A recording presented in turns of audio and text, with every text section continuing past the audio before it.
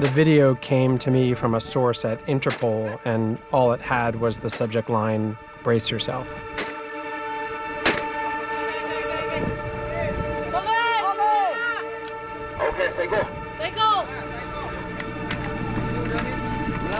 Police have asked Interpol to help them unravel the mystery surrounding what appears to be the brutal murder of 4 men at sea.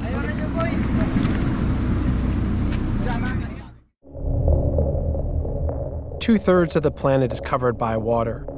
It's our planet's wildest frontier, breathtaking as much as it is vital to all life. A place of discovery and endless reinvention, a metaphor for freedom, as well as a profoundly dystopian realm where the darkest of all humanities play out. Over 50 million people work at sea, and human rights and environmental abuses often occur with impunity. 6 of you. 6 people we are sleeping in here. So hot. This is I've never ever seen this bad. My name is Ian Urbina. As a journalist, I've spent the past decade reporting from this lawless frontier. I run an investigative journalism organization called the Outlaw Ocean Project that reports about crimes happening in this space.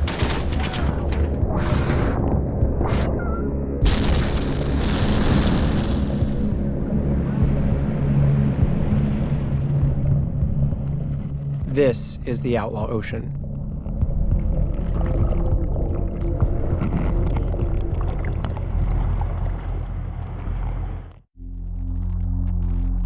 A 10-minute slow-motion slaughter caught on camera. The footage had gone viral.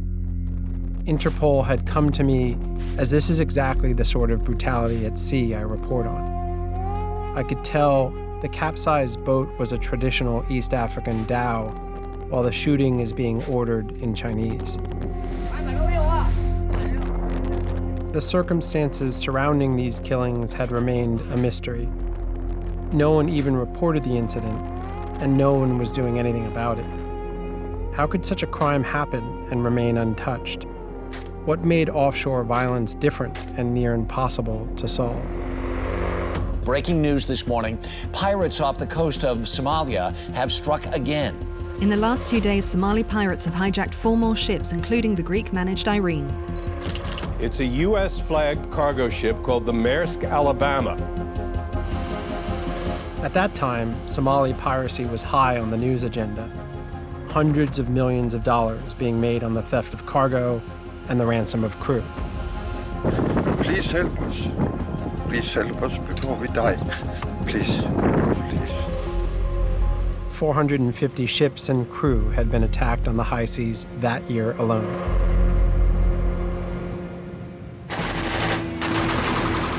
These clips capture the increasing violence at the time. A $20 billion industry for private security was born almost overnight. Outside of national waters and laws, floating armories were set up in no man's land with guards aboard waiting to be deployed to protect cargo and fend off pirate attacks. The oceans had become weaponized. It was pretty a rock star lifestyle at first. We was getting paid mega big bucks for it. We used to call it footballers' wages. All we were doing basically is either drinking beer in Djibouti and beating up legionnaires, or going on ships waiting to get attacked by pirates.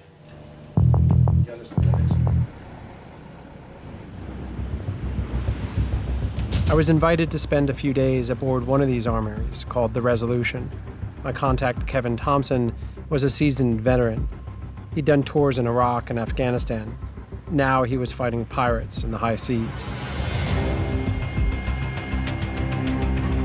If one of these armories was to get hijacked themselves, then thank you very much, you've just armed the whole of Yemen or Somalia, basically. If they got within 800 meters of you, that is when we would fire warning shots.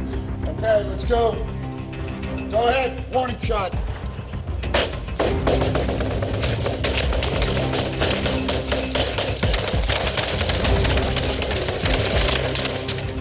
Some of the pirates, you know, they want to have a fight and they'll come closer and then they'll start shooting at us. They're shooting back. Ooh, we hit it! Ceasefire! They jumped overboard! Every single time I've had a firefight with the pirates, I've always obviously been the winner. That's why I'm still here. And we just leave them in the water and we continue on our way. To save money, the shipping industry, responsible for handling 80% of everything we consume on land, moved from 4-man security teams to teams of 2 or 3 less experienced men. And though Kevin described the resolution as the best in the business, I'd heard plenty of complaints from other armories about the filthy conditions, the lack of Wi-Fi, and above all, the boredom. Though intangible, this boredom had weight, and the longer it sat on the men, the more it crushed them. Attacks could easily be mishandled, with possibly deadly consequences. I think being at sea brings out the worst in people.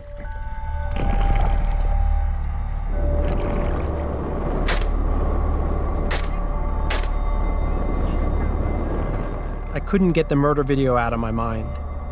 The capsized dhow didn't fit any of the pirate hunters' tales. The men shot were unarmed. Their fishing nets were visible. The boat was sinking. The killers are relaxed and laughing. The killing is targeted. It's clearly murder.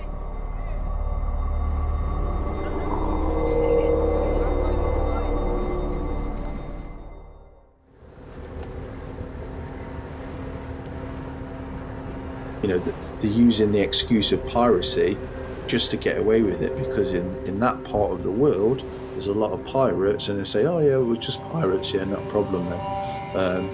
But, you know, you're in international waters, and there is no law at sea. Why go and kill someone that doesn't need to be killed just because he's fishing in your area? A breakthrough came from a private open source intelligence company called Trigmac Tracking. I contacted them and asked to help investigate this crime since virtually no one else in the world was doing so. My name is Duncan Copeland. I'm the executive director of Trigmac Tracking, commonly known as TMT. What we did was we pieced together from the very grainy and very shaky footage different areas of the vessel.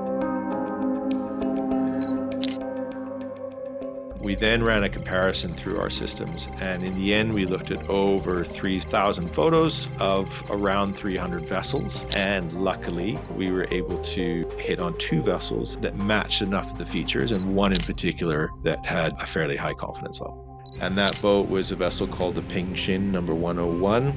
So Taiwan was the flag state, but it had also been licensed by Seychelles for some time to operate in their waters.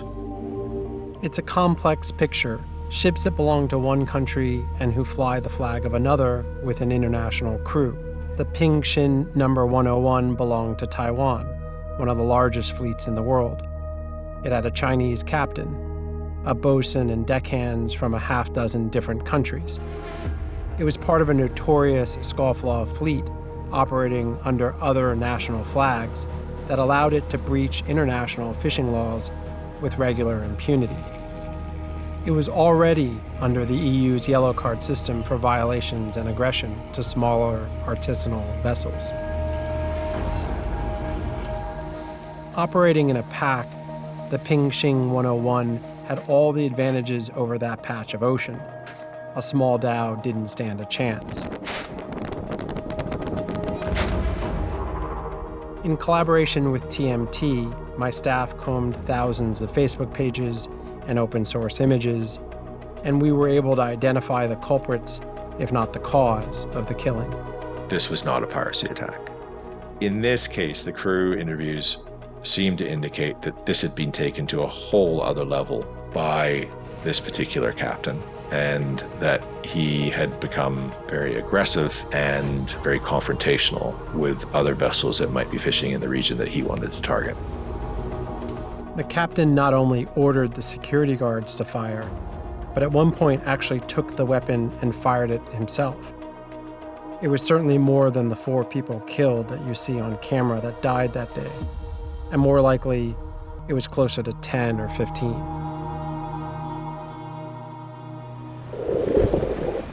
Since this incident, the Pingxing 101 mysteriously disappeared. We know now from interviews with its former crew, this ship was sunk by its captain, likely on purpose, probably to dispose of incriminating evidence. It took years for a private investigator to track down the captain, as well as the names of some of the shooting victims. 3 were brothers from Pakistan, young fathers who left young children behind. After 7 years of investigation by the Outlaw Ocean Project, the captain who ordered their killings was eventually arrested. We have to imagine that for every video that's shot and makes it into a platform like YouTube, there must be many cases that were never documented at all. This again goes to the narrative that there is a lot happening at sea that we never ever hear about, particularly on the high seas, so very much out of sight, out of mind of any country.